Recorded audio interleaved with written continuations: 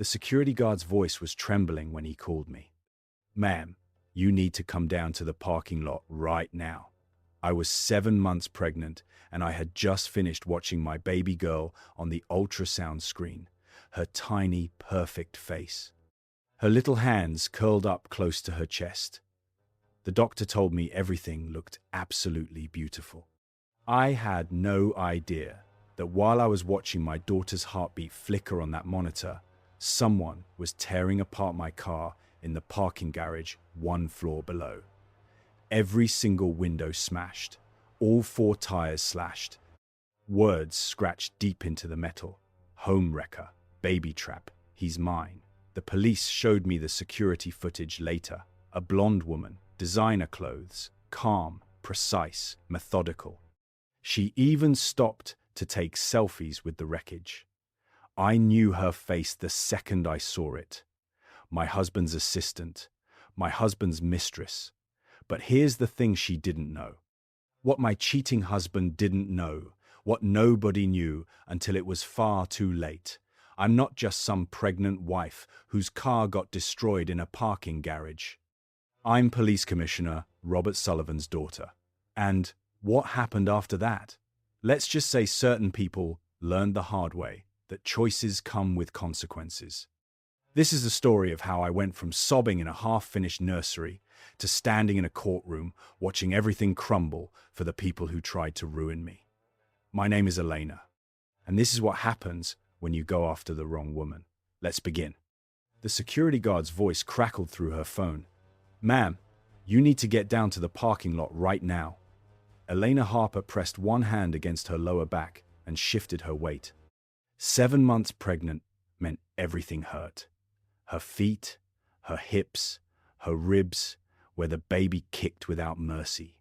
She had just spent 45 minutes in her obstetrician's office watching her daughter's perfect profile on the ultrasound screen, listening to the fast, steady rhythm of her heartbeat. "Is something wrong?" Elena asked. "Just please come to level 3 quickly." The line went dead. Elena's stomach tightened. Not the baby. A different kind of dread crept in, one that made her throat close up and her hands tremble. She made her way through the hospital corridor. Other pregnant women sat in the waiting area, hands resting peacefully on their bellies, serene expressions on their faces. Elena had looked exactly like that just an hour ago. Now her heart was slamming against her ribs. The parking garage was dim and cool. Her breath came faster, not from the walking, but from the security guard's face as he waited by the elevator. His expression told her everything before she even turned the corner. "Mrs. Harper, I'm so sorry. We already called the police." Eleanor turned. Her silver SUV sat in its usual spot, or what was left of it. Every window shattered into glittering fragments across the concrete floor. Deep gouges carved through the paint on the hood. Someone had keyed words into the metal. Home wrecker, thief. Red paint had been sprayed across the windshield. Thick, deliberate, like someone had wanted it to look like blood. All 4 tires slashed clean through, the rubber peeling away from the rims, and the car seat, the infant car seat that Derek had insisted they install 3 weeks early, reduced to shredded foam and torn fabric, like someone had worked it over with a knife. Elena's knees buckled. The security guard caught her by the elbow. "Easy, ma'am. Let me get you a chair." She couldn't look away, couldn't make sense of what she was seeing. Who could possibly hate her this much? Who would destroy not just her car but her baby's seat, the one meant for her daughter? The baby kicked hard, sudden and sharp, as if she could sense her mother's terror. "We caught it all on camera," the guard said quietly. "Every bit of it. The police are on their way." Elena pulled out her phone. Her hand was shaking so badly she nearly dropped it. She unlocked the screen, stared at Derek's name in her contacts, locked it again. Her thumb hovered over the power button. She unlocked it a second time. She couldn't press his name, couldn't call him. Because somewhere beneath the shock and the fear and the disbelief, a small voice had been whispering the truth she'd been avoiding for months now. You already know who did this. You already know why. Sirens wailed in the distance, getting closer. Eleanor sank into the chair the guard brought over.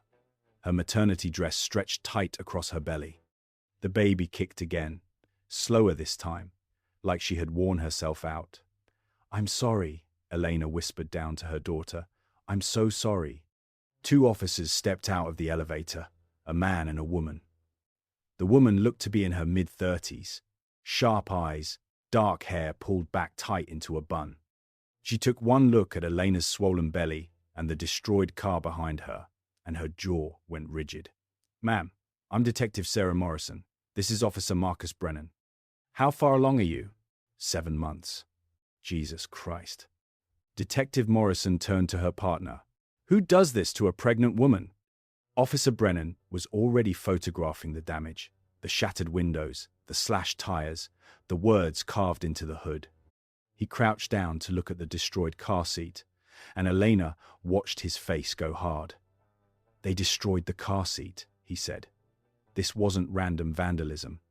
This was personal." Detective Morrison flipped open her notepad. "Mrs. Harper, I need to ask you some questions. Do you have any idea who might have done this?" Elena opened her mouth, then closed it. Her mind felt slow, like she was moving through water. "No," she whispered, then louder. "Maybe. I don't know. Take your time." The security guard walked over with his tablet. "Detective, I pulled the footage. You need to see this." They huddled around the screen. Elena couldn't see from where she sat, but she watched Detective Morrison's expression shift from careful professionalism to cold, hard fury. "What time was this?" the detective asked.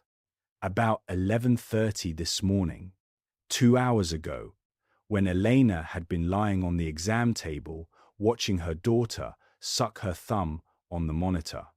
When the technician had smiled warmly and said everything looked perfect. When Elena had felt, just for a moment, like maybe things were going to be okay." Detective Morrison walked over and crouched down in front of Elena. Her eyes were kind but direct. "Mrs. Harper, I'm going to show you something. It may be upsetting." She turned the tablet around. The footage was crystal clear. Timestamp: 11:27 a.m. A woman walked into frame. Young, maybe mid-20s. Blonde hair in a high ponytail. Designer workout clothes. Oversized sunglasses. She wasn't panicked. She wasn't emotional. She moved with purpose. Deliberate, focused. She pulled a tire iron from her expensive leather tote, smashed the driver's side window, then the passenger side, then the back ones. Glass exploded with every swing. The woman never flinched. She spray-painted the windshield bright red. Then she pulled out a key and carved into the hood, leaning in close, taking her time with every single letter. When she finished, she pulled out her phone, adjusted her ponytail, posed next to the wreckage, and smiled. She took a selfie, then another and another. Different angles, like she was proud of every bit of it. Elena's vision blurred. Her heart pounded so hard, she thought she might pass out. "Do you recognize her?" Detective Morrison asked, keeping her voice soft. Elena couldn't speak, couldn't breathe. The woman on the screen turned toward the camera for just a moment. And even with the sunglasses, Elena knew that face. She knew that smile. She knew exactly who it was. "That's my husband's assistant," Elena whispered. Then the truth hit her like a wall of cold water. "That's my husband's mistress." The words hung in the air between them. Real now. Impossible to take back. Detective Morrison's expression didn't shift, but something flickered behind her eyes. Recognition. Maybe even sympathy. "What's her name?" "Brittany. Brittany Kane. And your husband's name?" "Derek Harper. He's a real estate developer." Officer Brennan was still working the scene. The tire iron lay discarded near the front wheel. Brittany hadn't even tried to hide it. "Mrs. Harper, I want to be straightforward with you," Detective Morrison said. "This isn't simple vandalism. This is criminal mischief in the first degree." possibly aggravated harassment. The fact that you're pregnant, that she destroyed something clearly meant for a child. This is serious. Elena nodded, feeling numb all over. The baby kicked softly, like she was tired. I need you to call your husband, the detective continued. We'll need his statement, and I need to know whether you feel safe going home. I don't know. That's okay. We'll figure that part out. Elena's phone buzzed in her hand, a text from Derek. Where are you? I got a weird call from hospital security. Not, are you okay? Not, is the baby okay? Just confusion. Just inconvenience. Elena stared at the message. Her hands had stopped shaking. Something cold and steady settled into her chest. Something that felt strangely like clarity. She looked at Detective Morrison. When you called him, what did you say? We didn't call him. We called the number listed on your vehicle registration. That's your cell. So Derek had gotten a call from someone else. Hospital security, probably, notifying the emergency contact on file. Elena looked back at the destroyed car, at the shredded car seat, at the words scratched into the metal. Home wrecker. Brittany Kane had decided Elena was the other woman, or she had convinced herself of it, rewriting the whole story until she was the victim and Elena was the villain.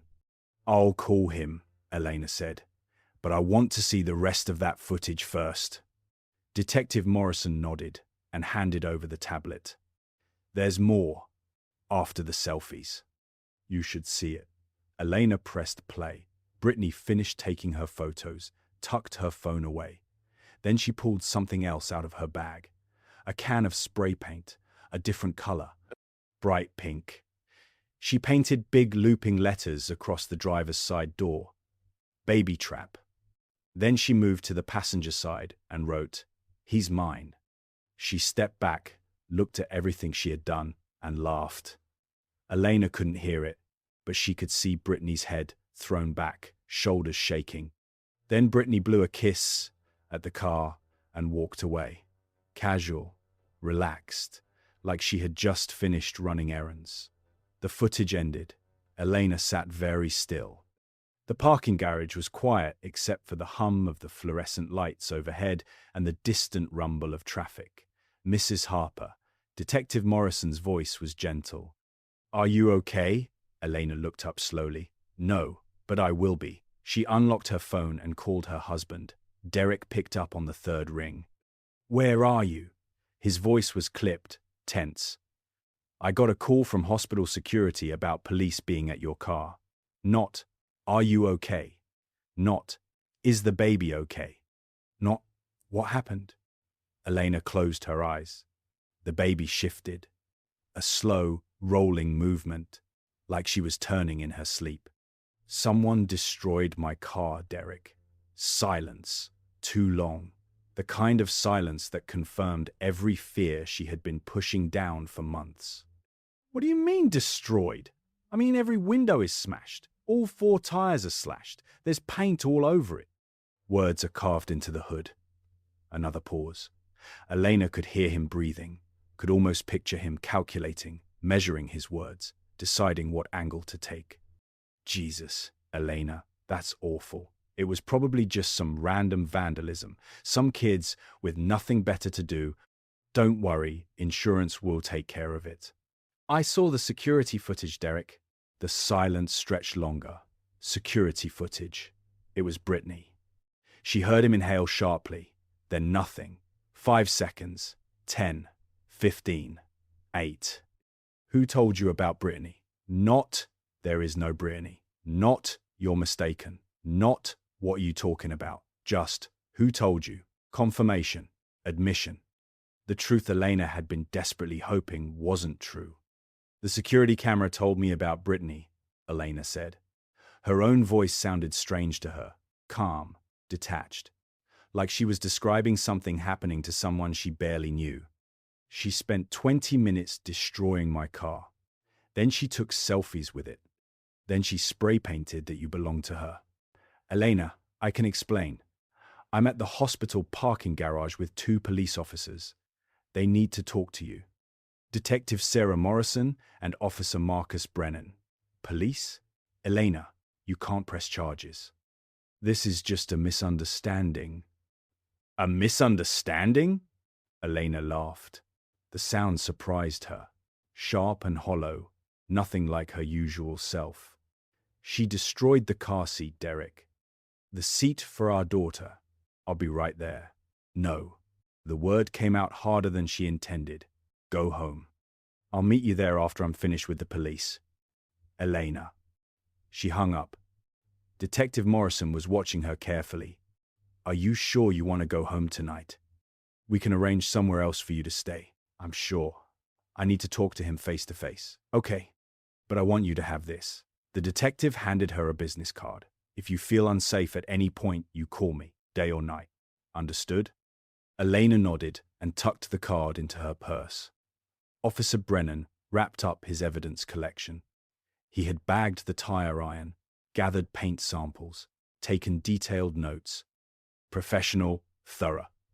We'll run prints on the tire iron, he said. Though based on the video, we already have everything we need.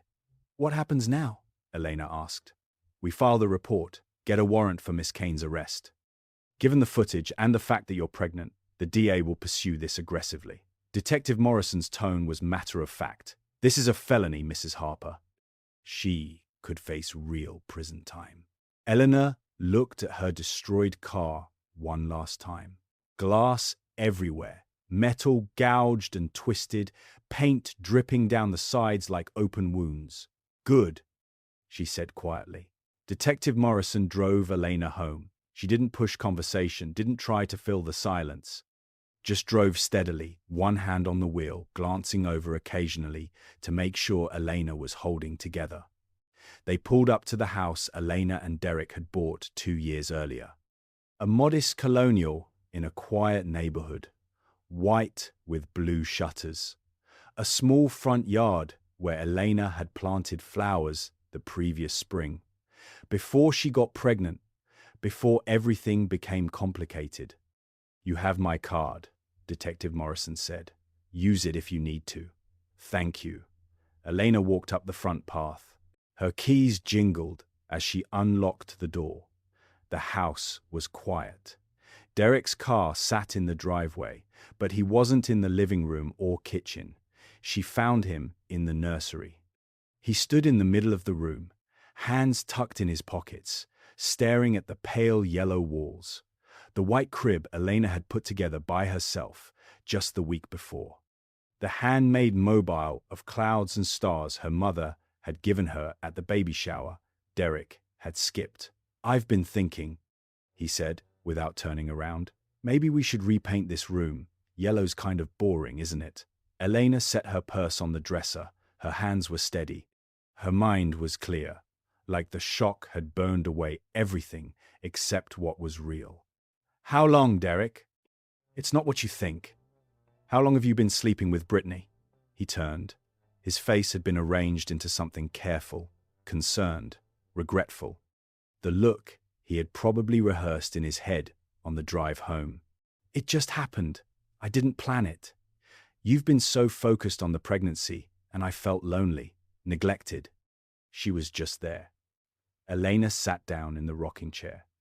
The one her grandmother had used. The one that would hold 3 generations of women in this family. She folded her hands over her belly. How long? Derek ran his hands through his hair. A gesture she used to think was endearing. Now she saw it for what it was. A performance. A way to appear overwhelmed and vulnerable. Since the Christmas party. January. Elena did the math. She had gotten pregnant in February. Valentine's Day weekend, specifically. Derek had taken her to a bed and breakfast in the Berkshires.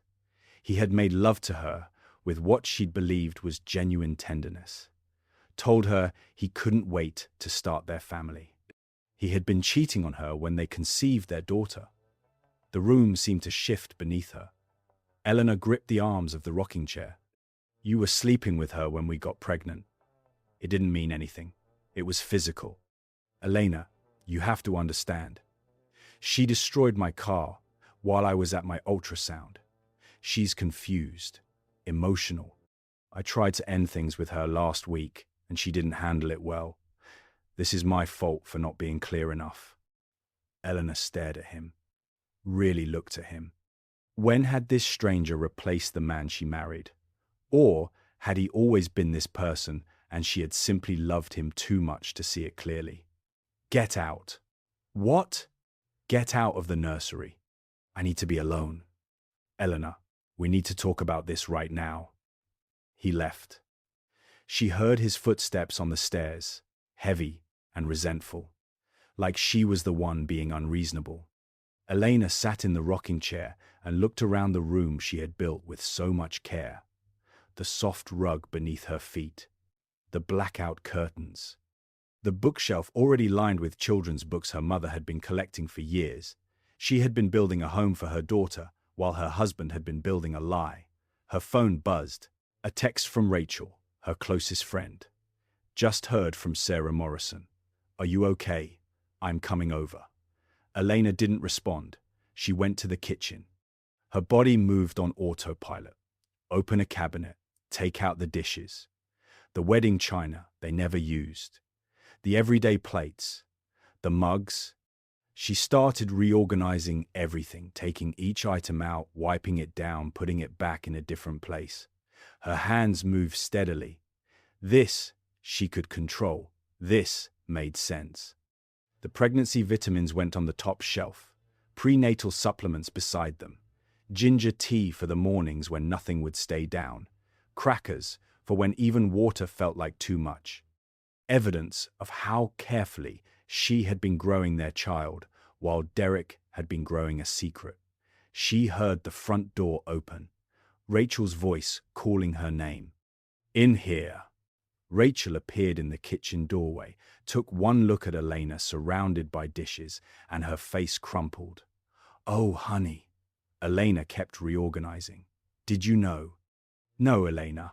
I swear to God, I had absolutely no idea. Everyone else probably did. They always do. Elena moved the mugs to a different shelf. Everyone always knows, except the wife. Stop, Rachel stepped in and took the mug right out of Elena's hands, set it on the counter. Stop cleaning and look at me. Elena looked. Rachel's eyes were wet. I didn't know. I promise you, if I had known, I would have called you immediately. You're my best friend. I would never have let you. Her voice broke. I would never have let you be hurt like this. Eleanor believed her. Rachel had been her friend since nursing school, had been there through everything. She would never lie about something like this. Where's Derek? Upstairs, in his office, on the phone with someone, probably his lawyer or hers. Rachel pulled Elena carefully into a hug, mindful of her belly. Elena let herself be held. Let herself feel, just for a moment, the full weight of everything that had happened. Then she stepped back, wiped her eyes, squared her shoulders. I need to lie down. The baby's been kicking all day. I'll stay with you. Thank you. They went upstairs. Elena changed into comfortable clothes, maternity leggings, and one of Derek's old college sweatshirts. It still smelt like him. She almost took it off, then decided she didn't care. She lay down on the bed. Rachel settled in the chair by the window. What are you going to do? Rachel asked, very quietly. I don't know yet. Eleanor stared at the ceiling. Her phone buzzed. Detective Morrison. Need you to come to the station tomorrow. Building the case against the vandal. Bring your husband if possible. Elena typed back, I'll be there. She set the phone down and closed her eyes. The baby kicked. A gentle reminder that whatever came next, Elena was not alone. She had a daughter to protect. A daughter who deserved better than this. Sleep came slowly. When it finally did, Elena dreamed of broken glass and red paint, and a blonde woman laughing at the wreckage of her life. Morning light came through the curtains. Elena woke to an empty bed. She could hear Derek moving around downstairs. The coffee maker gurgling, cabinet doors opening and closing. The baby kicked. "Good morning, little one." Elena's back ached as she pushed herself upright. 7 months pregnant meant everything hurt all the time. Her hips, her ribs. Her feet were so swollen she could barely get into shoes anymore. She went to the bathroom, ran cold water over her face, looked at herself in the mirror. Dark circles, pale skin, tangled hair. She looked exhausted. Beaten? No. She straightened up. She wasn't beaten. She was pregnant and hurting and betrayed, but she was not defeated. When she came downstairs, Derek was at the kitchen table with his laptop. He looked up when she entered. His expression was carefully blank, like they were colleagues at a meeting. "I made coffee," he said. "Decaf for you. I'm not drinking anything you made." His jaw tightened. "Elena, we need to approach this rationally." "Rationally?" "Okay." She poured herself a glass of water. "Let's be rational. You've been sleeping with your assistant since January. She's 25. You got me pregnant while you were already in that relationship. You missed my baby shower. You've been lying to me for 8 months straight. I never directly. Lying by omission is still lying, Derek." Eleanor sat down across from him. "And yesterday, while I was at my prenatal appointment, your mistress destroyed my car, the one with our daughter's seat in it. I spoke with Brittany last night. She's in a terrible state. She thought you knew about us. She believed you were trying to trap me into staying with the pregnancy." Eleanor laughed.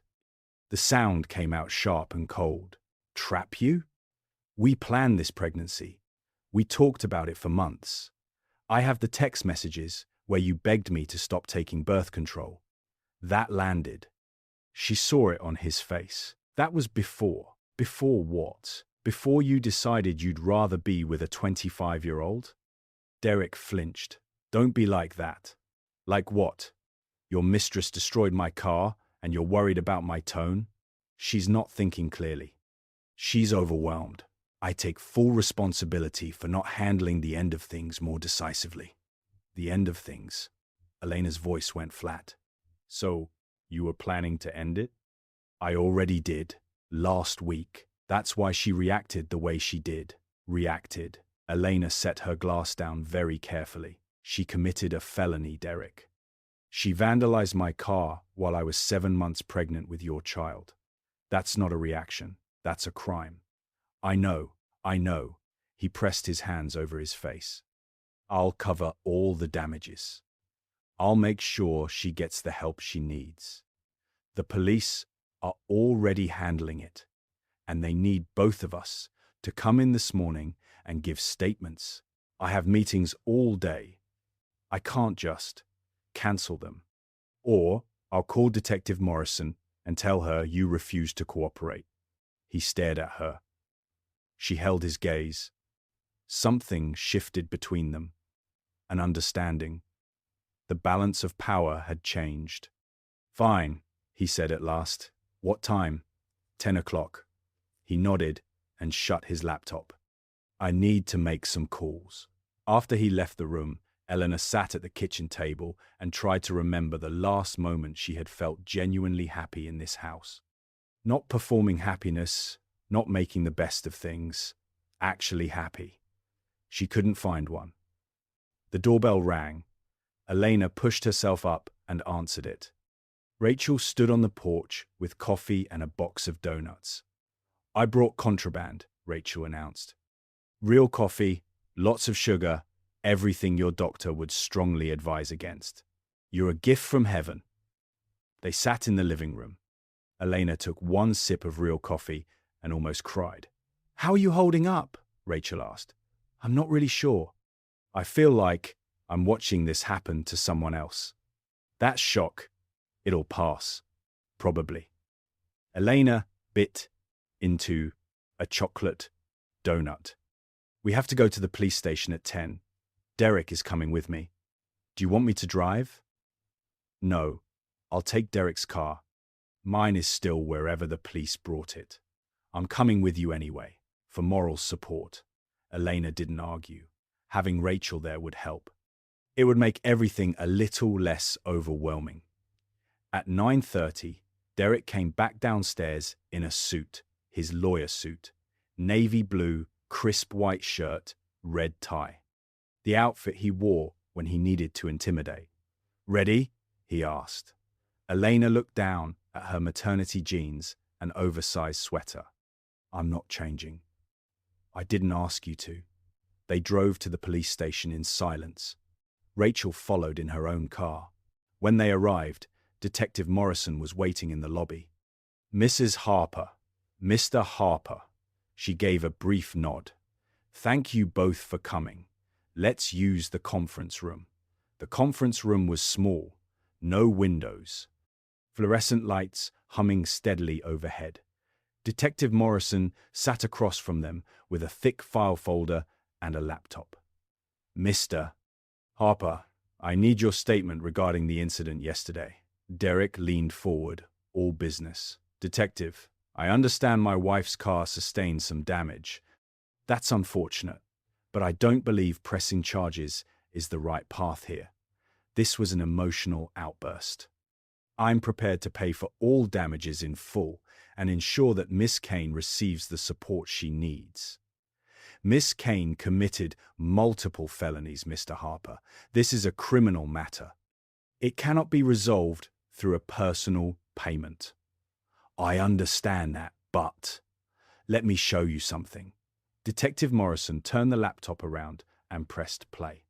Elena watched Derek's face as the footage rolled.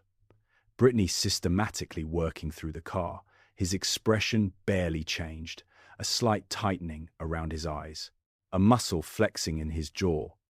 When it ended, Detective Morrison folded her hands on the table. "That is not an emotional outburst, Mr. Harper. That is premeditation. She arrived with tools. She worked methodically. She stopped to pose for photographs. She spray-painted messages. I understand how it appears. It doesn't just appear a certain way. It is what it is." The detective pulled out printed screenshots. Miss Kane also posted these on social media, on Instagram, Facebook, TikTok, across several platforms. She posted a selfie with the destroyed car and captioned it, "Karma for stealing someone's man." She tagged your wife's Facebook profile. Elena felt heat rise in her face. "She tagged me?" "Yes, and she's been receiving comments, hundreds of them. People cheering her on, calling you the home wrecker, saying you deserved what happened." Rachel reached under the table and took Elena's hand. Derek's face had gone pale. "I had no idea she posted anything. There's more." The detective spread additional screenshots across the table. "She's been following your wife. Look at these. Mrs. Harper outside the hospital, at a grocery store, walking to her car, all taken over the past 2 months." Elena stared at the photographs, images she had never known existed. Someone tracking her movements, documenting her life, watching her. "This was not a crime of passion," Detective Morrison said. "Miss Kane has been fixated on your wife for months. This was planned and deliberate." Derek sat back in his chair. He looked genuinely shaken now, not performing shock, but actually feeling it. "I had absolutely no idea, Mr. Harper. I need to ask you some questions about your relationship with Miss Kane. I want my attorney present. You're not under investigation. But if having counsel makes you more comfortable, that's entirely your right." Derek pulled out his phone. "Give me 10 minutes." He stepped out into the hallway. Elena could hear his voice, low and urgent. Detective Morrison looked at Elena. "How are you holding up?" "I'm not sure." "Those photos." Elena's hands were trembling. "I had no idea she was following me. That's common with stalking. The target rarely realizes it's happening until it escalates." "Is that what this is, stalking?" "Based on the evidence, yes. Combined with the property destruction and the online harassment, we have a very strong case." Rachel squeezed Elena's hand again. "What comes next?" "We arrest Miss Kane. She'll be arraigned. Given the severity of the charges and the online documentation, the judge will almost certainly grant a restraining order. She won't be able to contact Mrs. Harper or come within 500 feet of her. But what about Derek? Rachel asked. Can she still contact him? That's up to Mr. and Mrs. Harper. Derek came back into the room. My lawyer is on his way. 20 minutes. They waited. Elena stared at the photographs spread across the table, pictures of herself going about her ordinary life, completely unaware that someone was behind her, watching, building towards something. The baby kicked. Elena placed her hand over her belly. Are you okay? Derek asked quietly. No. He nodded slowly and looked away. Derek's lawyer arrived. Expensive suit, expensive briefcase, cologne that filled the entire room.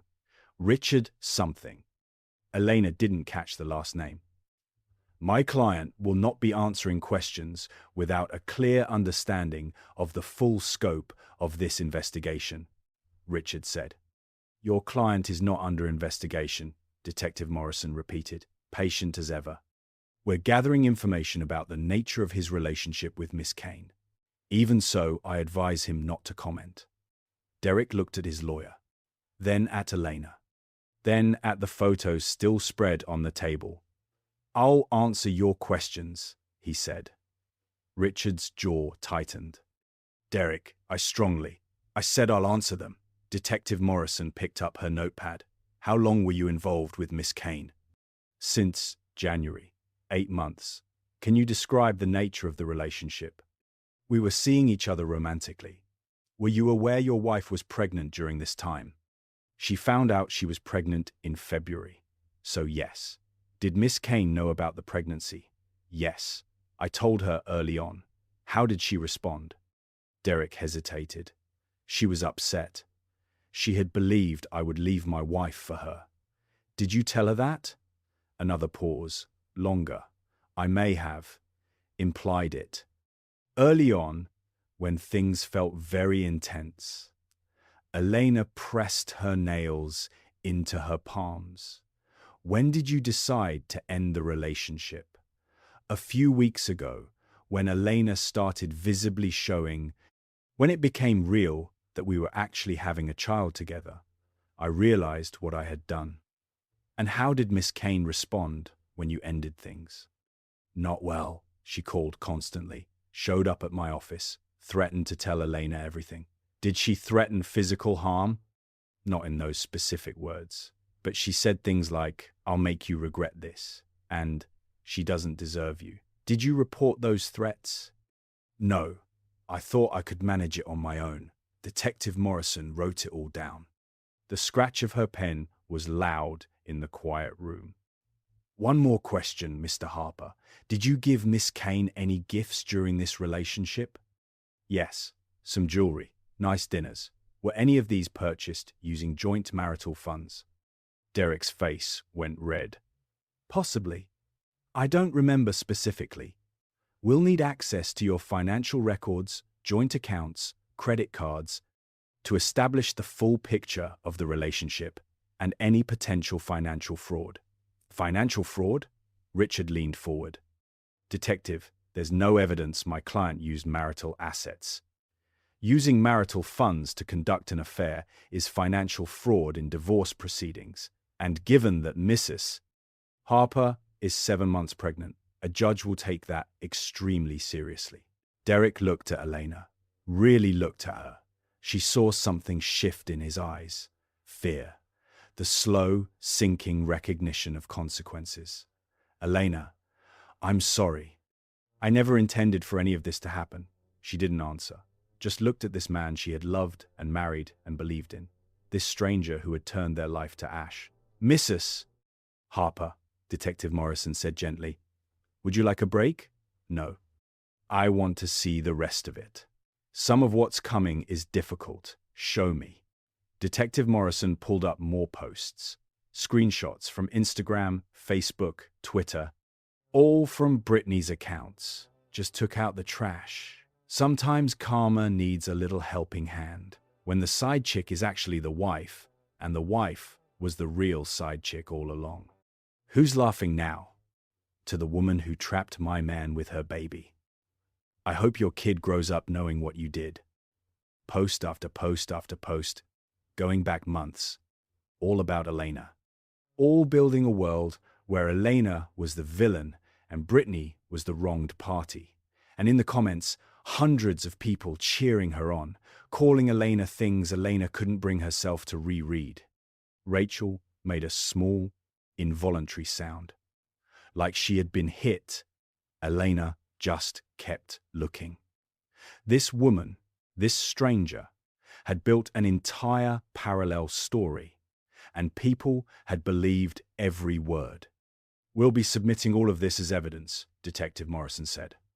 And we'll be adding cyberstalking and online harassment charges to the criminal mischief charges. How long could she go to jail? Rachel asked. That depends on the judge. But with this volume of evidence and multiple felony charges, she will almost certainly serve time. Derek stood up so abruptly his chair scraped across the floor. I need some air. He left. His lawyer followed. Elena sat very still. The baby kicked. Hard, insistent, like she was angry on her mother's behalf. I'm sorry, Detective Morrison said softly. I know this is a lot. I just want to go home. Of course. We have everything we need for now. I'll contact you when we arrest Miss Kane. That should happen within 48 hours. Rachel helped Elena to her feet. They walked out to the parking lot. Derek was leaning against his car, phone to his ear. When he saw them, he ended the call. Elena, can we talk?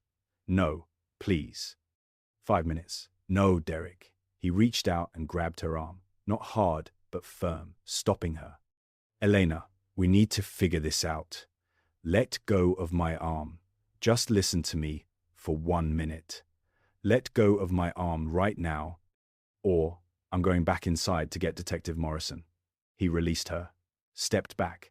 His face was a mask of frustration and fear. This is all my fault, he said. I know that. But we can fix this. Counseling. Whatever you need, please don't throw away 4 years just like this. Elena looked at him for a long moment. You threw it away, she said, quietly. Not me, you. She got in Rachel's car. As they pulled out of the lot, she looked back once. Derek was standing alone in the middle of the parking lot, hands in his pockets, watching them drive away. She turned around and didn't look back again. Rachel drove her home without a word. When they pulled up, Derek's car wasn't in the driveway. Thank God, Rachel muttered. I don't think I could stand looking at him right now. They went inside. Elena lowered herself onto the couch. Every part of her body ached. The baby had been restless for hours. I should call my parents, Elena said. They need to hear this from me. Are you sure? Maybe wait until tomorrow. Give yourself time to process. No, they'll find out eventually. Better they hear it from me first. Elena pulled out her phone and stared at her father's name. Commissioner Robert Sullivan. She had saved it that way as a joke when she was a teenager. Thought it was funny to have her dad listed so formally. Now it just felt strange. Her father, the police commissioner, head of more than 3,000 officers, one of the most powerful men in the city. She had spent her entire adult life trying to prove she could stand on her own, that she didn't need his name or his reach or his protection. She had become a nurse entirely on her own. She had married Derek despite her father's quiet, careful doubts. She had built her own life. But staring at that name now, Elena understood something.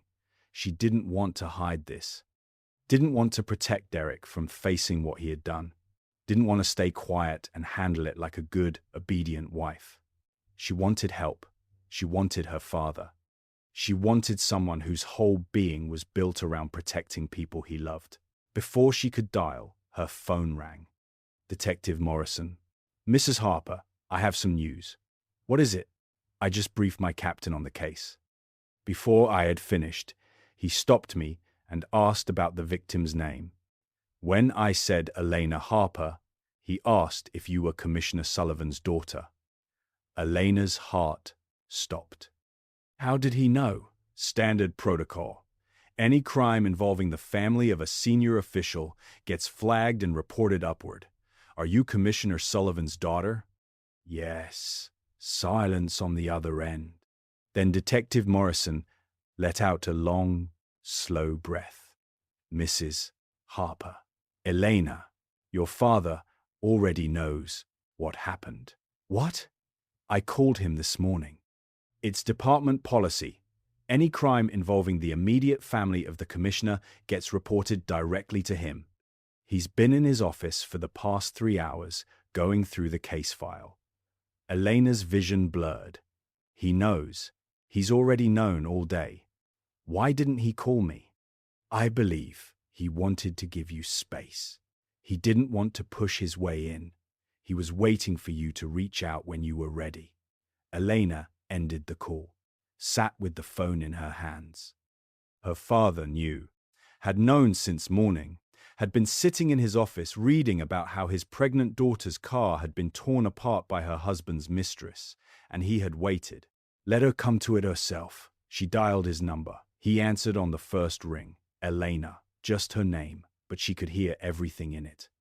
Relief, love, fury, protectiveness, daddy. Her voice broke on the word. She hadn't called him that since she was 10 years old. Where are you? Home. Rachel's with me. I'm already in the car.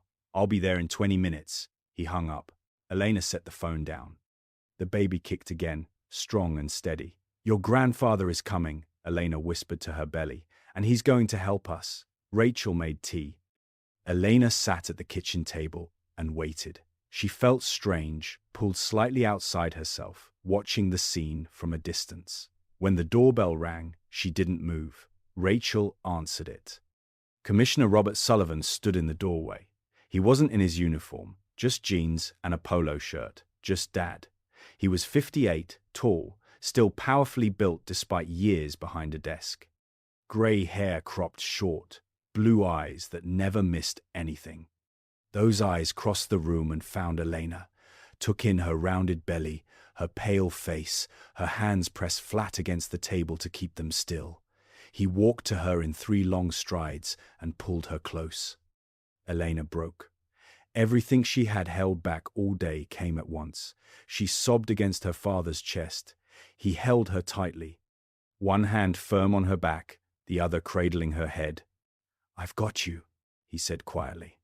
I've got you. I'm here. I'm so sorry, sweetheart. I didn't want you to know. I wanted to handle it myself. You have nothing to apologize for. Nothing. He held her until the tears stopped, until her breathing steadied, until the baby went quiet again. Rachel brought tissues. Elena wiped her face and sat up. Her father pulled a chair close and sat across from her. I read the police report, he said. I saw the security footage. I saw what that woman did to your car. Derek has been having an affair with her since January. I got pregnant in February. I know, sweetheart. Everyone probably knew except me. No.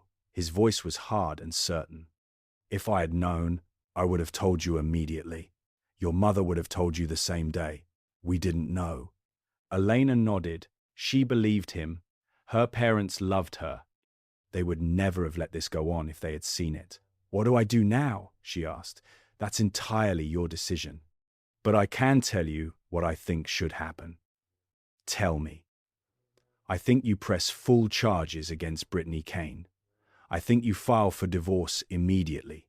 I think you move back home until after the baby is born. And I think you let me help you. I don't want to be the commissioner's daughter who had to have her father ride in and rescue her. He reached across and took her hand in both of his. You're not being rescued. You're being protected. There's a real difference. What happened to you was a crime, a serious one. The person who did it needs to face consequences. All I'm doing is making sure that happens. Derek wants me to drop everything. says it will destroy his reputation. Her father's expression went cold and still. Derek's reputation is the last thing I'm worried about. He cheated on his pregnant wife. He misused marital assets. And his mistress committed multiple felonies against my daughter. Honestly, I'm showing considerable restraint by not pushing for him to be investigated as well. Eleanor looked up. Investigated for what? Financial fraud, misuse of marital funds. Depending on what Morrison finds in your accounts, he could face charges of his own. I don't want him in prison. I just want him out of my life. That's your choice. But Elena, you need to understand something. This isn't only about Derek anymore. Brittany Kane stalked you. She harassed you online. She destroyed your property while you were 7 months pregnant. A judge is going to take that very seriously. Good. So you'll press the charges? Yes. He nodded, satisfied and deliberate. Then here's what happens next. Morrison will arrest Miss Kane, probably tomorrow. Separately, you'll need to file for a restraining order. That's its own process, separate from the criminal case. It will prevent her from reaching out to you or coming near you. What about Derek? That's up to you. Do you want a restraining order against him too? Elena thought about it. Derek had lied and betrayed her, but he hadn't threatened her, hadn't been violent. Not yet. Not yet. But if he keeps pressuring me to drop the charges, then yes. Fair enough. Her father stood. Pack a bag tonight. You're coming home with your mother and me. Dad, I don't need. Elena, please. Your mother is sick with worry. Let us take care of you. Just for a while. She looked around the house, the home she had thought they were building into something lasting. Every room held memories that were now poisoned. The kitchen where Derek had proposed. The living room where they had sat together picking out furniture. The nursery she had prepared with such hope. Okay, she said quietly. I'll pack a bag. Rachel helped her gather clothes, documents, everything important. They worked quietly and efficiently. When the suitcase was full, her father carried it to his truck. I'll come by tomorrow for more things, Rachel said. Anything you need. Thank you for everything today. That's what I'm here for. Elena hugged her, then climbed into her father's truck. As they pulled away from the house, she looked back once. The windows were dark, empty, like the life she had believed was hers. They drove to her parents' house, the colonial where Elena had grown up, where she had learned to ride a bicycle in the driveway, where she had gotten ready for prom, where she had come back every holiday for years. Her mother, Margaret, was waiting on the front porch. 56 years old, former prosecutor, beautiful and formidable in equal measure. She took one look at Elena and pulled her into a fierce hug. We're going to fix this, Margaret said. All of it. Elena was led inside to her childhood bedroom. Pink walls, debate team trophies, old photos, her nursing diploma on the wall. I set up a crib in here, her mother said. Just in case. I had a feeling. Elena looked at the white crib standing in the corner beside her childhood bed. Everything coming full circle. Thank you, Mom. Rest now. We'll talk in the morning. After her parents left the room, Elena lay down on her old bed. The baby kicked softly, gently, as if they had both finally found somewhere safe. We're going to be okay, Elena whispered. I promise. For the first time in months, she actually believed it. Elena woke to sunlight coming through pink curtains. For a moment, she didn't know where she was. Then everything came back. Her childhood bedroom, her parents' house, her marriage in pieces. The baby kicked. A good morning stretch. Elena had started thinking of the kicks as conversations between them. Good morning, sweetheart. She heard voices downstairs. Her parents and someone else. A woman she didn't immediately recognize. Elena dressed slowly, her body heavy from everything that had happened. When she came downstairs, she found her parents at the kitchen table with 5 women. She recognized a few faces from department events. Patricia something, the deputy commissioner's wife. Elegant, warm eyes, mid-50s. She stood when Elena walked in. "We hope you don't mind us stopping by." "No, of course not. We heard what happened," another woman said. Jennifer, if Elena remembered right. "And we've been making some calls." Elena's father caught her eye and quietly excused himself. "I'll leave you ladies to it. Call me if anything comes up." After he left, Patricia slid a folder across the table. Brittany Kane, 25 years old, lives in Westchester. Her father pays her rent. $3,000 a month for a 1-bedroom in White Plains. "How do you know that?" Elena asked. "We have resources." Patricia's smile was precise and not especially warm. Jennifer spread more papers across the table. Her father is Richard Kane, real estate investor. Very wealthy, very well connected. She paused for effect. "And he's Derek's business partner." Elena's stomach dropped. "What?" "They've been working together on 3 developments over the past 2 years. Retail and residential. Richard provides the financing, Derek manages the builds. So Derek's mistress was the daughter of his own business partner. Which makes all of this considerably more calculated than a simple affair." Another woman spoke up. "Diane," Elena thought, though she was having trouble keeping names straight. "We pulled property records. Your house is worth approximately $3 million, and it's entirely in your name. It was my grandmother's house. She left it to me." "Exactly, which means Derek has no legal claim to it outright, but in a divorce proceeding, he could argue for a share. He's lived there for 2 years, made improvements, paid toward expenses. A judge might award him something." Elena's head was spinning. "What are you saying exactly?" Patricia leaned in. "We believe Derek and Richard Kane have been building towards something. The affair, the psychological pressure on you, making you feel unstable. They were constructing a case. A case for what? For custody. And for control of your property." The room went very quiet. Elena heard her own heartbeat. The baby kicked hard. "They wanted to take my baby?" "We don't have solid proof yet," Jennifer said carefully. "But the pattern is consistent. Derek isolates you, wears you down, makes you doubt your own memory. His mistress escalates until you have a breakdown. You end up hospitalized. Derek gets emergency custody. You're declared unfit. He gets the baby. He gets the house. He gets everything." "That's insane! Is it?" Patricia's voice stayed gentle, but didn't soften. "Think about it carefully. You told your mother just last week that you felt like you were losing your mind." Elena's mother nodded quietly. "You mentioned forgetting conversations, losing track of things.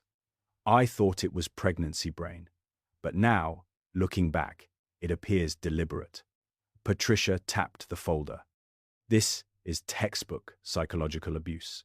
Isolate the target, make her question her own reality, wait for her to fall apart, then step in as the voice of reason." Elena felt sick to her core. He was going to try to take Grace. We believe so, but he was never going to succeed. Her father's voice from the doorway. He had come back. His face was granite. "How do you know?" Elena asked. "Because I know what they were planning, and we're going to stop it." He came and sat beside her.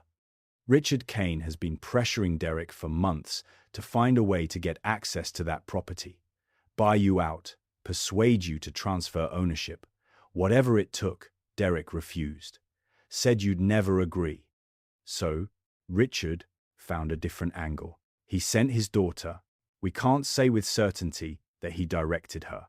But Brittany is not someone acting on pure emotion. She saw an opportunity. Derek is married to a woman who holds a $3 million asset. Get rid of Elena, marry Derek, and suddenly her family has leverage over one of the most valuable properties in town. But the house is mine, legally mine. In a divorce, A judge might still award Derek a portion. He's contributed to the household, maybe 500,000, maybe more. Elena pushed her chair back and stood up so fast it toppled behind her. They were going to steal my grandmother's house, take my baby, destroy my entire life. For money. Her mother was beside her in a moment. Sit down. You need to stay calm for her sake. Elena sat, pressed her hands against her belly, felt Grace moving beneath them. Her daughter, swimming in the warm dark, growing, unaware of everything happening around her. What do I do? She asked. You fight back, Patricia said. That's what we do here. We are the Police Officers' Wives Association. We protect our own. I'm not married to a police officer. You're the commissioner's daughter. That puts you in the family. Patricia's expression was fierce and certain, and we take care of family. The women spent the next hour laying out a plan. It was detailed, careful, and completely without mercy. First, retain the best divorce attorney in the state. Patricia already had a name, Jonathan Graves. Expensive, worth every cent. Second, file immediately for restraining orders. Against Brittany at once, against Derek if he continued to push. Third, document every message, every transaction, every exchange. Build a case that cannot be argued away. Fourth, freeze all joint accounts before Derek moved another dollar. Fifth, secure the house, change the locks. It was Elena's property. She had every legal right. This is a war, Jennifer said plainly. And in a war, you need a strategy. I don't want revenge, Elena said carefully. I want justice. Justice, when it's pursued properly, tends to look an awful lot like consequences, Diane said. You're not asking for anything unreasonable. You want custody of your child, protection from someone who stalked and threatened you, and the legal right to keep property that is already yours. That's not revenge. That's survival. Her father nodded. Sweetheart, these women are right. Derek and the Canes are already ahead of you. We need to catch up and get in front of this. All right, Elena said. She took a long breath. Tell me what to do first. Call Jonathan Graves. I spoke with him last night. He's expecting you. Her mother slid a business card across the table. He said he can see you today if you're free. I'm free. The women left about an hour later. Before each one went, they hugged Elena, wrote down their personal numbers, told her day or night, whatever she needed. After they were gone, Elena felt something unfamiliar, supported, surrounded. It was strange. She wasn't used to people knowing her business, wasn't used to needing anyone. Her father seemed to read her thoughts. It's all right to accept help, sweetheart. I know. It just feels odd. That's your pride talking. Pride serves you. So does community. Let both of them work. Elena nodded. The baby kicked. Strong and deliberate. Only about 2 months left now until her due date. 2 months to rebuild an entire life. Her phone rang. Jonathan Graves. Elena, I have news. Derek has been served with the divorce papers. How did he take it? According to the process server. Not calmly. He tried to refuse the papers. Said he wanted to speak to you first. That's not how it works. Exactly what the server told him. They went through the next steps together. Court dates, custody hearings, financial disclosures. By the time Elena hung up, she felt wrung out but focused. She went outside to her parents' backyard. Quiet out here, trees moving in a slow breeze, birds in the distance, cars on the street, normal sounds on a normal afternoon. She sat on the old swing set her father had built when she was 5. It creaked gently beneath her. She pushed off. The back and forth motion was soothing, grounding, like she was trying to swing herself back to a time when things made sense. The baby kicked.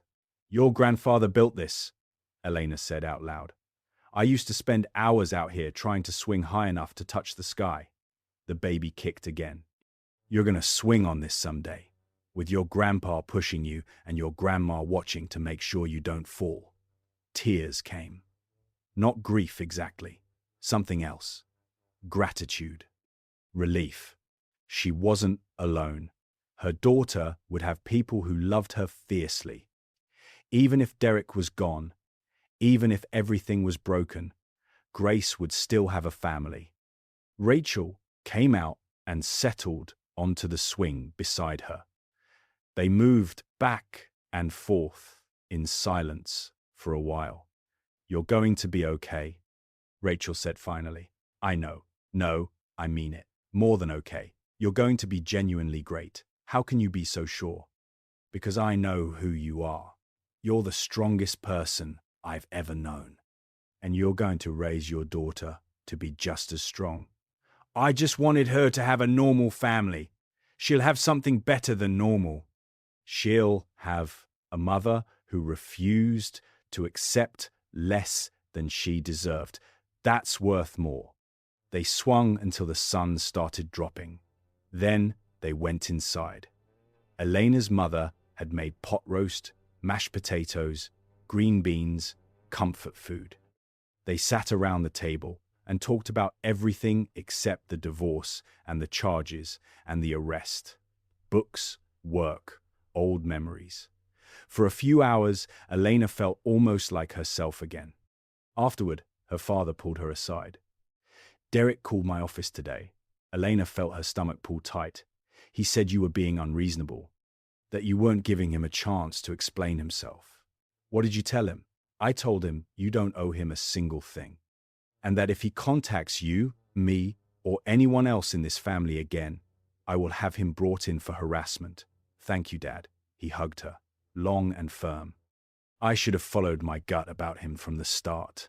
Something was always off." "No, you did exactly the right thing. You trusted me to make my own choices, and you got hurt, and now I'm getting stronger." That night, Elena lay in bed and finally did something she had been putting off for weeks. She searched online for signs of emotional abuse. She had been afraid to look, afraid to see herself reflected back, but now she looked. Every list was a mirror. Every item on every checklist was her marriage. Isolation from family and friends. Making the partner doubt their own reality. Financial control. Shifting blame. Making the victim feel unstable. She had been living in a building that was quietly burning down, telling herself it was just a little warm. Elena closed the laptop, put both hands on her belly, felt her daughter moving beneath them. "I'm getting us out," she said softly. "I promise you that." She fell asleep, with one hand still resting on her stomach and the other holding her phone, just in case. Morning brought more visitors. Not police this time. Women Elena barely knew. Nurses from her unit at the hospital, neighbors from her old street, even the receptionist from her obstetrician's office. They came with food. Casseroles, soup, cookies, more than Eleanor could eat in a month. "We just wanted you to know we're with you," said Sarah from the pediatric ward. "What happened to you was wrong. We're here if you need anything." After they all left, Elena sat in the kitchen surrounded by containers and dishes while her mother organized the freezer. "People are fundamentally good," her mother said. "When something terrible happens, that's when you find out who's real. I barely know half of them. But they know you. They know what kind of person you are. And they want to support that." Rachel arrived mid-morning with coffee and bagels. She looked at all the food and laughed. "You're going to need a second freezer. Possibly a third."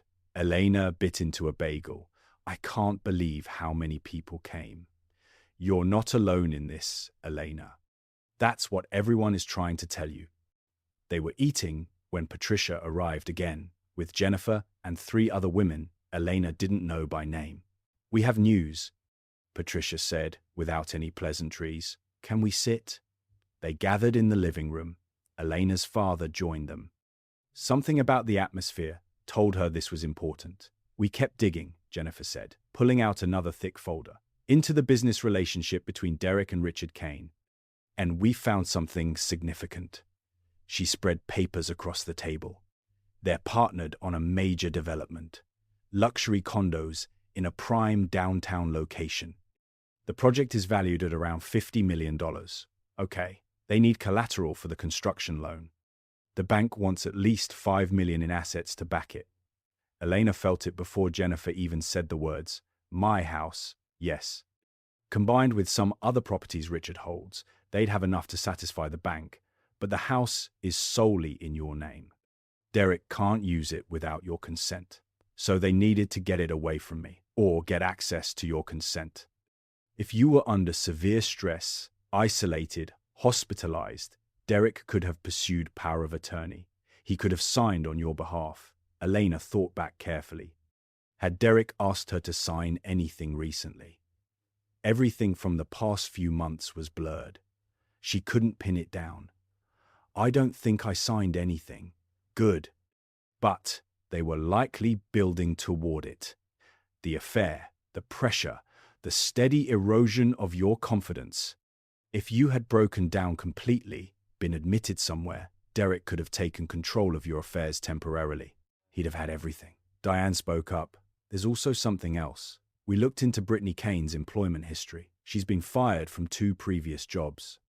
Both involved affairs with married bosses. In both cases, the wives found out eventually. What happened?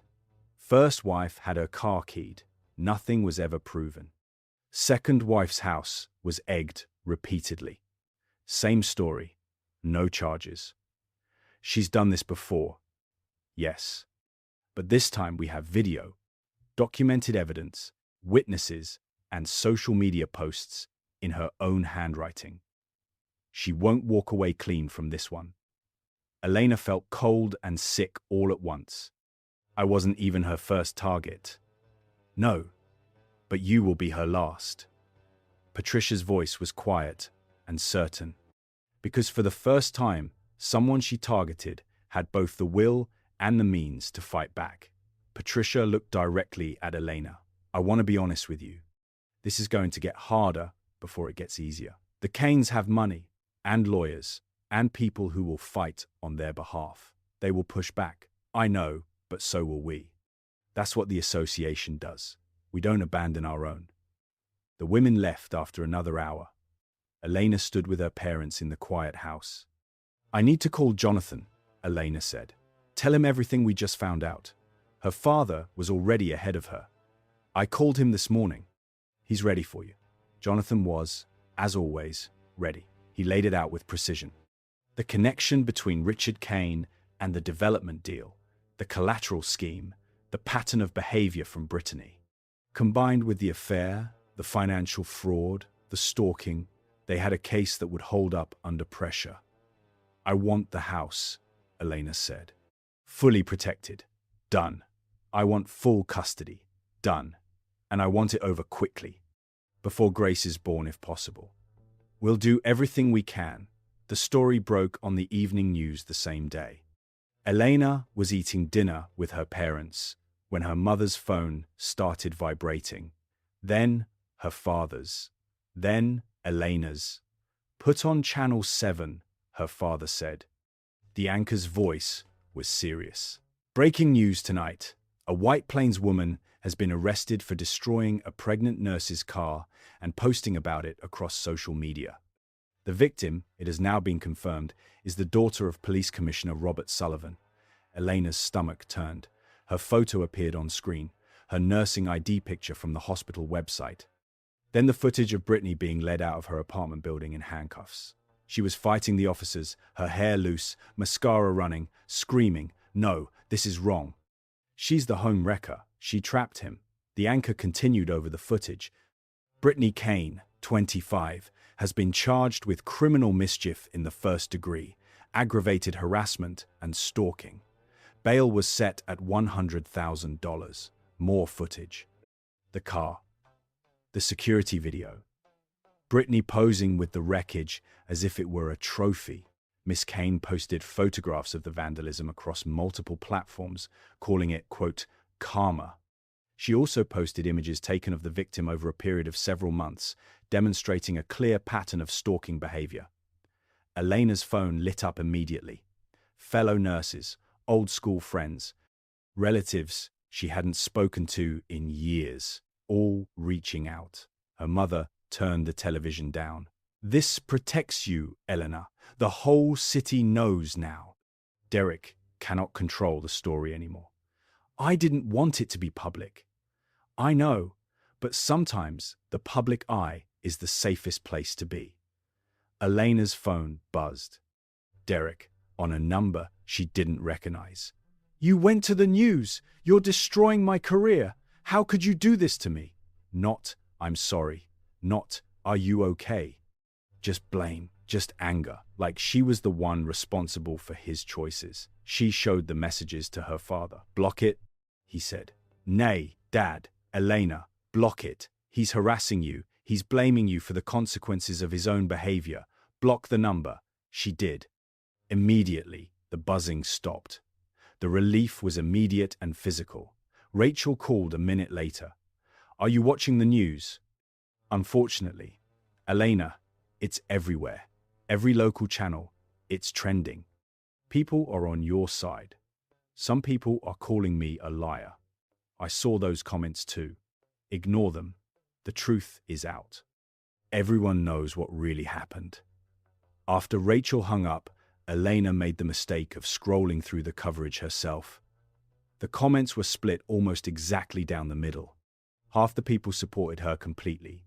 The other half called her a liar, said she must have done something to deserve it, said she was only being believed because of who her father was. But what froze Elena cold was finding Brittany's video, posted from somewhere, scheduled before the arrest, maybe, or sent from inside. Elena pressed play. Brittany's face filled the screen, tear-streaked, mascara smeared, eyes wild and unfocused. "I am the real victim here," Brittany said. "Elena Harper trapped Derek with a baby. She knew he didn't love her. She knew we were supposed to be together. So she got pregnant on purpose to hold on to him, to keep him from leaving for me. She wiped her face and left dark streaks across her cheeks. And now she's using her father's position to destroy my life." Commissioner Sullivan's daughter. "Of course the police believe everything she says. Of course she gets special treatment." Brittany leaned closer to the camera, her voice dropping low. "Almost intimate. But I know the real truth. Derek loves me. He told me himself he was going to leave her. We had a whole future planned, and she ruined everything." The video ended. Elena set the phone down. She felt nauseous. This woman genuinely believed what she was saying. She had rewritten reality so completely that her version felt true to her. "She's lost touch with what actually happened," her mother said, having watched over Elena's shoulder. "Or," Elena said quietly, "she's exactly who she's always been, and no one ever told her no until now." The doorbell rang. Her father answered. A moment later, Detective Morrison appeared in the living room doorway. She looked tired. "I'm sorry to come by like this. I wanted to give you the update in person." "What happened?" "Brittany made bail 2 hours ago." Her father posted it. Elena's heart sank. "She's out." "Yes. But she's wearing an ankle monitor, and the restraining order is active. She cannot come within 500 feet of you. She cannot contact you directly or through anyone else. She cannot post about you online." "What about that video?" Her lawyer had it taken down, but it had already been shared thousands of times. "We can't undo that." Detective Morrison sat down. "There's also something else. When we searched her apartment, we found some things. A folder of printed photographs, all of you. Some of them marked up with crossed-out faces. Messages written over them. Things like, 'Get rid of her. He's mine.' Elena felt cold all through.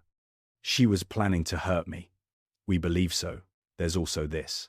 A pause. "We found a pregnancy test. Recent. About 3 weeks old. Positive." The room went still. "What?" Elena whispered.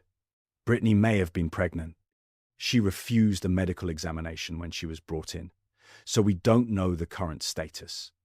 But if she was, it adds another dimension to what she was planning. Elena's voice came out hollow and flat. She was going to replace me with everything: the husband, the baby, the house, the whole life. That appears to have been the plan, yes. But she didn't get it, and she won't. After the detective left, Elena sat in silence. Her mother made tea. Her father paced quietly. The baby shifted and settled. Elena's phone buzzed again. Unknown number. This isn't over. You think you won? You think Daddy can save you? Just wait. Elena held the phone out to her father. He read it and immediately called Morrison back. She's violating the restraining order already. Sending the screenshot now. He hung up. The police are going back to her place. If she sent that, she goes back into custody tonight. What if it was Derek? Same result. You have a restraining order. No one can contact you. Period. Not directly, not through someone else. Anyone who tries faces immediate criminal charges. Elena went upstairs. Lay in the dark, one hand on her belly. The baby kicked steadily, like a second heartbeat keeping her company. "We're safe," Elena whispered. "We're safe right here." But she didn't feel entirely safe. She felt exposed, like the whole world was standing outside the glass, watching her life fall apart. Her phone buzzed. Another unknown number. "I just need 5 minutes. Please. Derek." Using a different phone to get around the block. Elena didn't respond. Screenshotted it. Sent it to Detective Morrison. Within the hour, police had visited Derek's apartment. The messages stopped. That night, Elena researched emotional abuse for the first time. She had been avoiding it for months, afraid of what she would see, but she looked now. Every article was a reflection. Every checklist was her marriage, isolated from the people who loved her, made to doubt her own memory, controlled financially, blamed for his behavior, kept constantly off balance.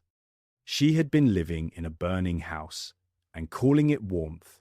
Elena closed the laptop, put her hands on her belly, felt Grace turning, stretching, growing. "I'm getting us out of this," she whispered. "I promise you." She fell asleep, holding her phone and her daughter both. Morning brought more support.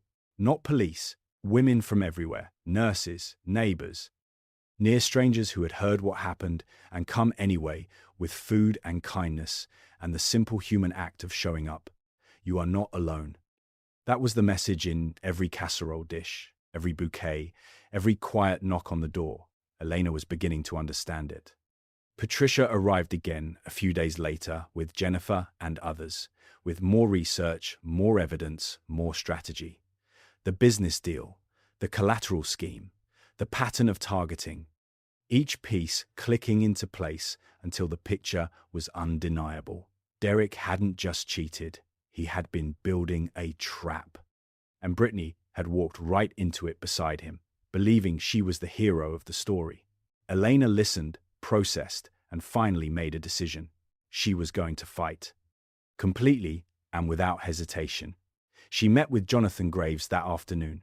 Tall windows overlooking the city. Expensive suit. Complete focus. They made 3 critical mistakes. Jonathan said, once she had told him everything. The affair during your pregnancy. The financial fraud. Moving marital funds to hide them. And the conspiracy to gain access to your separate property through sustained psychological pressure. We can prove all 3. What do I do? We file for divorce today. Full custody. Full ownership of the marital residence. Child support at the maximum. Spousal maintenance. We hit all of it at once. He'll fight. Let him. He has nothing to fight with. You have documentation, police reports, financial records, witness statements. He is the one who cheated. His mistress is the one who committed multiple felonies. No judge in this state is going to side with him. And Brittany's trial? That's Detective Morrison's territory. We let the criminal case run. We'll use the outcomes in your divorce proceedings. Jonathan pulled up his calendar. I can have papers filed before end of business today. He'll be served tomorrow morning. Eleanor took a breath. Do it. The story was everywhere by evening. Eleanor watched the coverage with her parents. Brittany being walked out in handcuffs, screaming. Eleanor's nursing photo on the screen. It was out now. Fully out. There was no controlling it. Derek texted on a number she didn't recognize. Then another. Angry messages. Blame. Her father told her to block every one of them. She did. Rachel called. People are with you, she said. The ones who matter are. Eleanor made the mistake of reading the comments. Half the city supported her. The other half called her a liar, a manipulator, a woman using her father's name to crush a rival. Then Brittany's video appeared, scheduled or smuggled. Tear-streaked and furious, and completely unmoored from reality. Elena watched it once, turned it off. This was not someone who could be reasoned with. This was someone who had constructed an entire alternate version of events and lived inside it. The restraining order hearing arrived. Elena dressed carefully. Maternity dress, professional but not extravagant. She wanted to look like exactly what she was, a pregnant nurse, a woman who had been targeted. Not the commissioner's protected daughter, Rachel drove her. Her parents were already in the gallery when she arrived. Her father in his full uniform, her mother in a sharp, clean suit. Patricia and the other police wives filled another row. A wall of people who believed her. Derek sat on the opposite side, not looking at her. Brittany sat with her lawyer. Cleaned up, composed, dressed conservatively for the role of wronged victim. When their eyes met, Brittany smiled. It was not friendly. It was a challenge. Judge Catherine Walsh entered, mid-50s, steady and unmoved by performance. She had seen everything in 20 years on the bench. Brittany's lawyer went first, Thomas Reed, all polished surfaces and carefully chosen outrage. He argued that Brittany had made a regrettable mistake in a moment of emotional crisis, that she was being pursued not because of what she had done, but because of who Elena's father was. He called Brittany to the stand. She walked up carefully, as if fragile, voice trembling, eyes glistening. She had practiced this version of herself. She told the court she had been in love for 8 months, that Derek had promised to leave, that when he ended things, she had been overwhelmed with grief and acted out of desperation. She looked at the judge and said she had no idea Elena was the police commissioner's daughter until after the arrest. Said it explained everything, the speed of the response, the severity of the charges. Thomas Reed sat down looking satisfied. Jonathan Graves stood. He didn't smile. He played the full security footage every single second. He walked Brittany through the timeline, the tools she had brought, the time she had taken, the selfie she had posed for. He asked her directly why those items were in her car. She said she didn't remember. He pulled up the social media posts, read the captions aloud. He asked her if posting karma for stealing someone's man and tagging Elena's profile sounded like someone in crisis or someone who was proud. Brittany's careful composure started to fracture. Her voice got harder, less rehearsed. She deserved it, she said. She trapped him. He was going to leave her. We were going to be together. Jonathan didn't raise his voice. Mrs. Harper has been married to Derek Harper for 4 years. She didn't steal anyone. Unless you believe you had a prior claim on him. He loved me. Did he tell you he was married when you began the relationship? Yes. Did he tell you his wife was pregnant? Yes. And I still believed him when he said he was leaving, because I trusted him. I see. So you trusted him when he told you he would leave, but you also blamed Mrs. Harper for trapping him. Which is it, Miss Kane? Was he a victim of her manipulation, or was he an active participant making his own choices? Brittany tried to backtrack. Both. She trapped him, but he loved me. Jonathan set down the social media evidence and picked up the photographs from her apartment, the crossed-out faces, the written messages, the pregnancy test. "Were you pregnant, Miss Kane?" Her face went white. "That's private, is it? Because a positive test was found in your apartment during a lawful search, 3 weeks old. Were you planning to use a pregnancy to secure your position with Mr. Harper, the way you accused Mrs. Harper of doing?" Brittany's lawyer was on his feet instantly. "Objection. This is an attack on my client's medical privacy. Your client accused Mrs. Harper of the exact behavior she appears to have been planning herself," Jonathan said calmly. "I believe the court would consider that highly relevant." Judge Walsh leaned forward. "I'll allow it. Answer the question, Miss Kane." Brittany's mask collapsed entirely. "She has everything," her voice cracked open. "The husband and the house and the baby, and she gets all of it handed to her, and I get nothing. It's not fair." "It was never fair." Jonathan returned to his seat, nothing further. The damage was complete. When Elena took the stand, she was calm, her hands were still. She described the day her car was destroyed, what she had been doing while it happened, what she had seen when she arrived. She described the months of feeling like she was losing her mind, of losing track of conversations and doubting her own memory, of unlocking and locking her phone in the hospital parking lot because she was afraid of what Derek would say if she called. She looked directly at Brittany and said, "I didn't understand it then, but now I know. It wasn't me. It was both of them. They were making me doubt my own reality. And I believed them because I loved him, because I wanted the best version of him to be the real one." She put her hands on her belly. Grace was kicking, strong and steady throughout. "I'm not here for revenge," Elena said. "I'm asking for protection, for my daughter, for my property, for my peace. They targeted me because they thought being the commissioner's daughter meant I had been sheltered and weak. They were wrong. Being my father's daughter taught me that justice matters. It taught me that people who hurt others need to face real consequences." She looked at Judge Walsh directly. "That's all I'm asking for."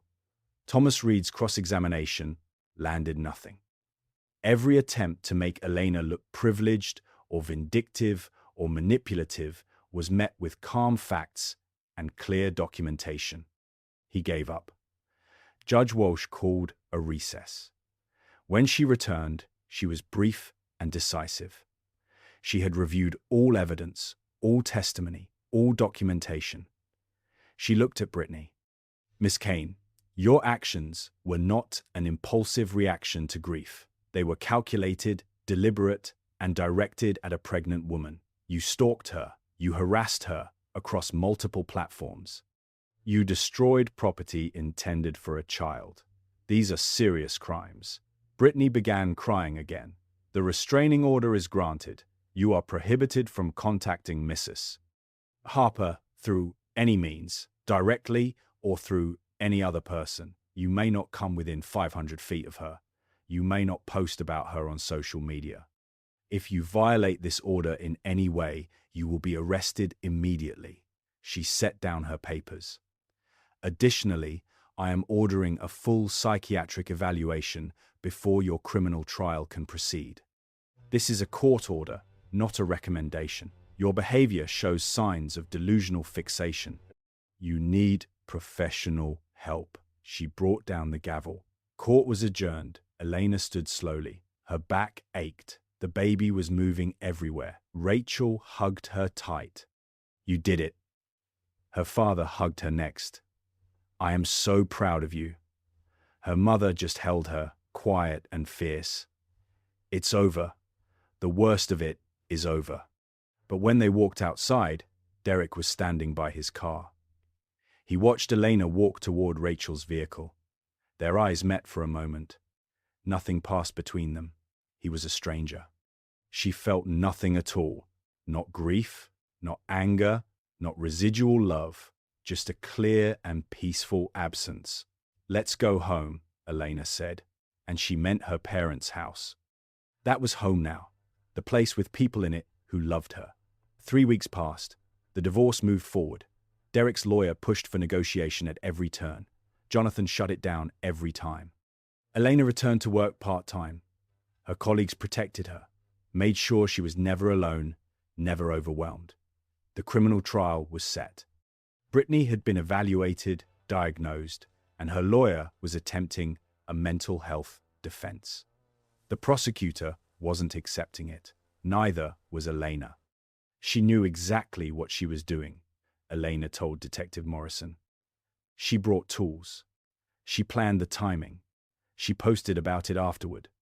That's not a break from reality. That's premeditated cruelty. I know. We have a strong case. She'll serve time. Elena spent her remaining weeks before her due date, slowly reclaiming her life.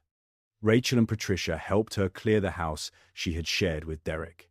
They packed everything that was hers, left everything that was his, and walked away without looking back. Grace arrived at 2:00 the morning, 3 days before her due date. The contractions started like dull aches in Elena's lower back and built steadily through the night. By 3 a.m., Elena was up and timing them. Her mother heard the movement and appeared in the doorway. "Is it time?" "I think so." Her mother smiled, calm and ready. "I'll get your father." They drove to the hospital in the dark. Her mother held Elena's hand through every contraction in the back seat. When they arrived, they were taken to labor and delivery and got settled in. Rachel arrived at 5 in the morning with coffee for everyone except Elena, who was restricted to ice chips. She took one of Elena's hands. Elena's mother took the other. The hours moved in waves, walking the halls, breathing through contractions, gripping the bed rails. At noon, the doctor came in. "You're fully dilated. It's time to push." It was the hardest thing Elena had ever done. Every muscle in her body strained with every push. The doctor coached her. The nurses encouraged her. Rachel and her mother anchored her. "I can't," Elena gasped. "I can't anymore." "You are doing it," the doctor said firmly. "One more push." I can see her head. Elena gathered everything she had left and pushed with everything inside her. And then, relief. Pressure, releasing. A baby's cry, furious and beautiful and real. "A girl," the doctor said. "A perfectly healthy baby girl." They placed her on Elena's chest, tiny and screaming and absolutely perfect. Dark hair, Elena's nose, fingers that curled immediately around Elena's thumb and held on with surprising strength. "Hi, Grace," Elena whispered. "I've been waiting so long to meet you." Grace stopped crying. Her eyes opened, unfocused, dark blue, looking somewhere in the direction of her mother's voice. Rachel was crying. "That's your mama. She fought so hard for you." The nurses weighed her. 7 pounds, 4 ounces, 20 inches long. Perfect APGAR scores. When they brought Grace back wrapped in a pink blanket, Elena breathed in that specific smell that is only newborns, felt the impossible lightness of her daughter in her arms. "What's the full name?" the nurse asked, pen ready. Elena looked at her mother, then at Grace's face.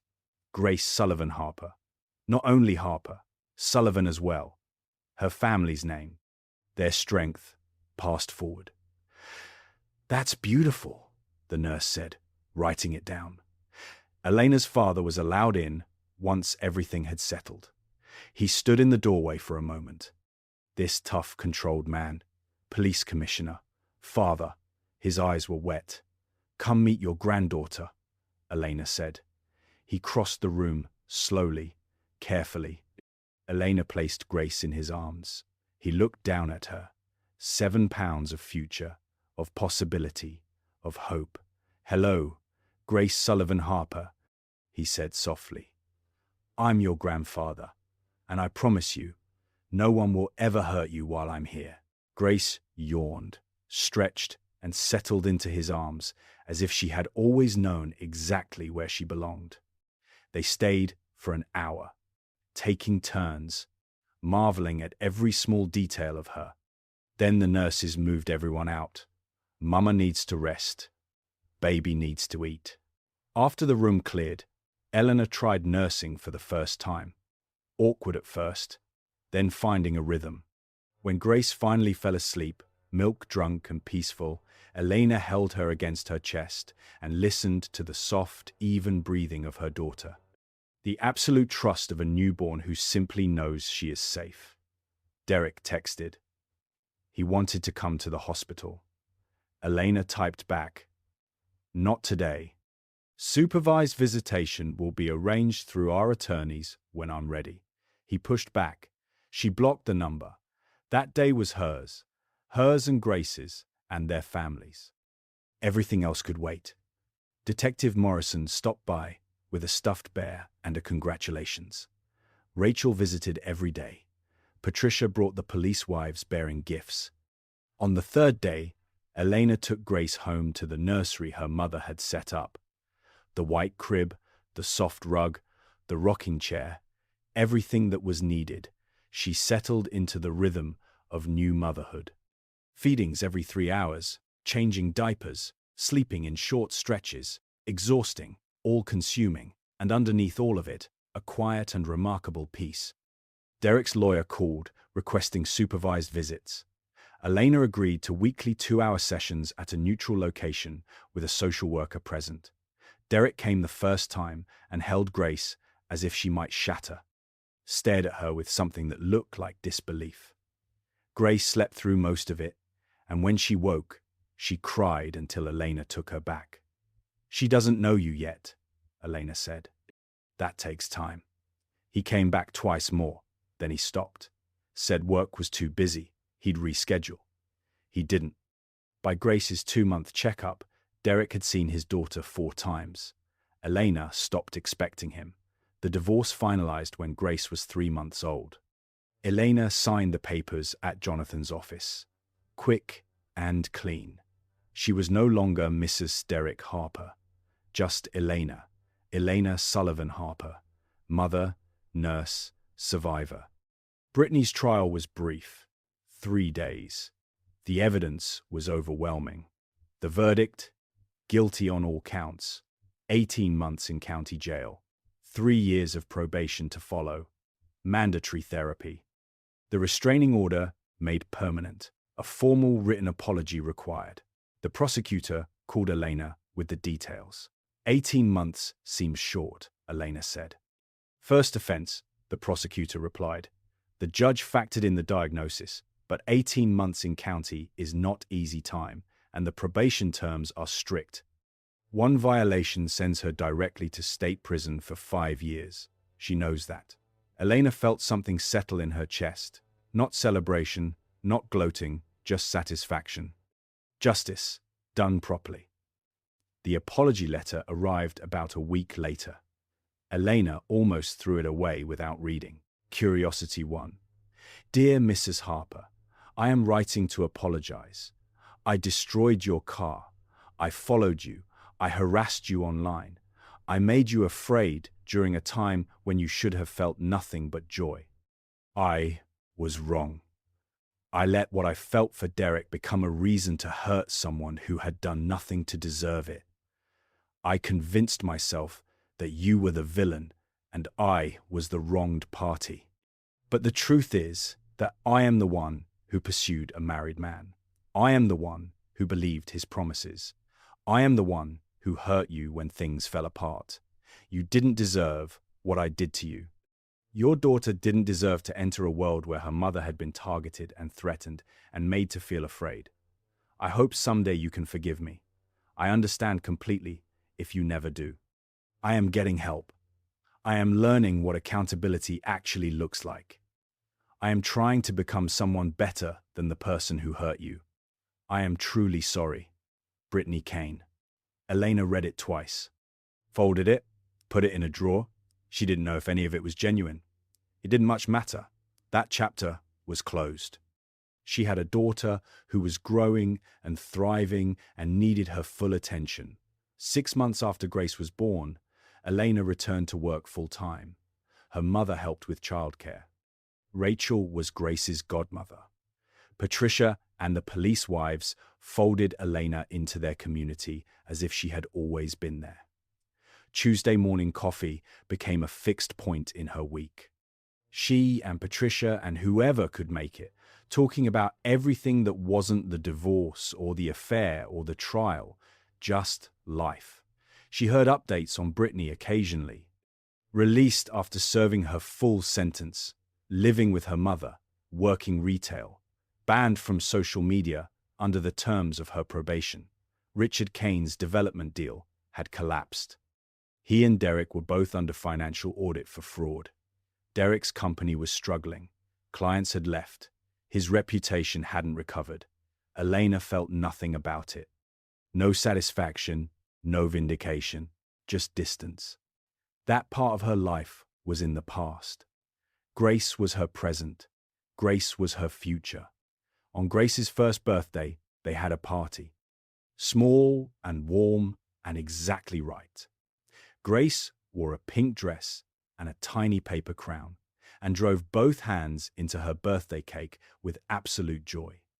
Derek didn't come, sent a card and a check. Elena deposited the check into Grace's college fund and put the card directly in the recycling. That evening, after the guests had gone, Elena rocked Grace to sleep in the nursery, the one in her parents' house, which had quietly and completely become theirs. "Someday I'll tell you this whole story," Elena whispered. "Not to frighten you. To teach you something I needed to learn the hard way." Grace made a small sound and settled deeper. "I'll tell you that being kind doesn't mean being silent. That loving someone doesn't mean shrinking yourself for them. That being pregnant didn't make me fragile. It made me a fighter. Your existence gave me strength I didn't know I had." Elena kissed her daughter's forehead and smoothed back her dark hair. "I'll teach you that your value is not measured by who wants you. It's measured by who you are when you are alone.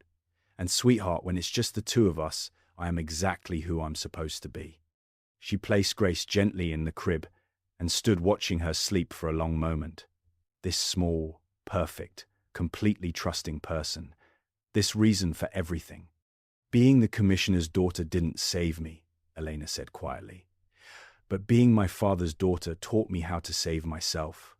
She turned on the baby monitor and left the door cracked open. Went to her own room, got ready for bed. Tomorrow she would work. Drop Grace with her mother. See patients. Be a nurse. Be a mother. Be herself. Tonight, she was just grateful. For Grace. For her family. For the strength she had found when everything around her was burning. She had gone through the fire and come out the other side, and she had never been more herself than she was now. Thank you for staying with me through Elena's story.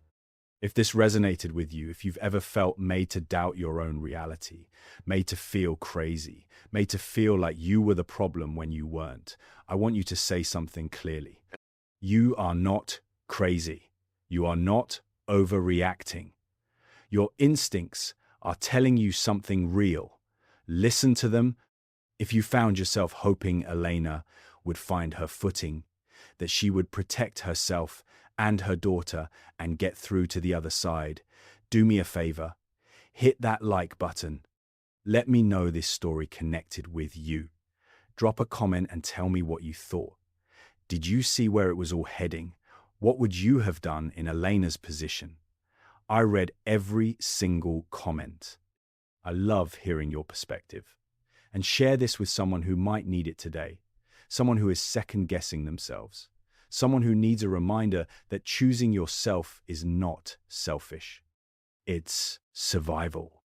If you want more stories like this, stories about people who refused to be reduced, who chose justice over bitterness, who found their strength in the middle of the worst moments of their lives, subscribe to this channel and hit the notification bell. I post new stories every week. Elena's story is not really about a destroyed car. or a cheating husband, or a woman who had completely lost herself in a fantasy. It's about a woman who discovered that vulnerability is not the same thing as weakness, that asking for help is not the same as failing, that sometimes the single strongest thing you can do is stand up and say, enough. Grace is 3 years old now, by the way, happy, healthy, surrounded by people who adore her. Elena went back to school and earned her nurse practitioner license. She is doing beautifully. Derek, last I heard, never really recovered professionally or personally. He sees Grace twice a month, supervised, and he pays child support every month without fail. Some consequences are just permanent. Brittany completed her sentence. She's in ongoing therapy. She wrote Elena one more letter last year, a real one this time, quieter and more honest than the first. Elena read it, filed it away.